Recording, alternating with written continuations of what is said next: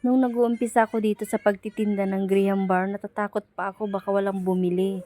Ayan, gumawa ako ng dalawang lagayan na ganyang kalalaki. Nung pinost ko at dinaidi ko lang at saka nag-post ako sa wall ko. Hala, naubos lang guys, walang isang oras. Ayan, kailangan pala talaga sumubok ka ng sumubok. Kailangan mong sumugal. Huwag kang panghinaan, huwag kang matakot na baka malugi ka, huwag mong isipin yung ganong bagay. Minsan talaga nalulugi, pero huwag kang kabahan. Ang teknik lang dyan, kailangan matarget mo yung ano ng mga tao. Yung sa iba ay makapal, mas kapalan mo pa ng konti.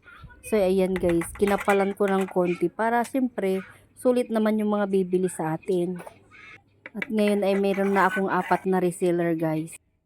Tsaka mura lang daw yung aking tinda guys kasi 20 to 10 pesos lang makapal na.